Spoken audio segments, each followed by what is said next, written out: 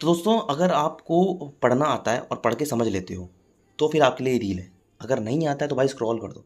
नाचने गाने वाले बहुत रीलें हैं, इसके बाद आएंगी, वो देखते रहना तुम। तो हाँ, ये मेरी ऑडियंस है।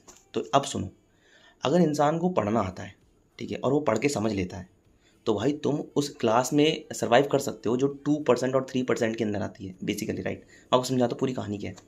तो बेसिकली पूरी पॉपुलेशन को अगर हम लोग ट्रायंगल पिरामिड के अंदर बांट दें, तो हमारी जो इलीट क्लास होती है 1% और जो 5% के अंदर आती है, वो पढ़ लेती है, समझ लेती है और बोल लेती है, ठीक है। और इसके नीचे आते हैं एस्पायरिंग, जो आते हैं कि हम लोग पढ़ सकते हैं, पढ़ना चाहते हैं, पढ़ना जानते हैं या पढ़ने की कोशिश करते हैं, तो वो लोग आते हैं। और कुछ ऐसे लोग होते हैं जिनको पढ़ना ही नहीं आता, ठीक है।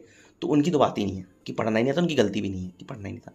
बट यहाँ उन लोगों की बात हो रही है जिनको पढ़ना आता है मगर वो पढ़ते ही नहीं है। तो भाई, पढ़े लिखे और अनपढ़ में एक ही चीज़ का तो अंतर है कि वो पढ़ लेता है ना, पढ़ के समझ लेता है।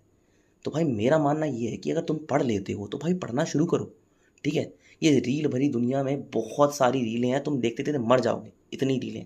तो भाई मेरा मानना ये है कि तुम पढ़ सकते हो तो भाई पढ़ लो, ठीक है। पढ़ना मतलब ये नहीं कि तुम्हारे सिलेबस कंप्लीट करना है यार, कंपटीशन की तैयारी करनी है। भाई किताबें बहुत सुंदर हैं, बहुत अच्छी अच्छी किताबें लिखी हैं, बहुत बड़ी अच्छी राइटर्स ने लिखी हैं। हिंदी इंग्लिश जो भी तुम्हें लैंग्वेज पढ़ना आता है पढ़ो, समझो, ठीक है, उसको एक्सप्लोर करो भाई। वो है असली रस भाई। नाच गाना देखना तो भाई 1000 रीलें हैं इसके नीचे, देख लो आराम से।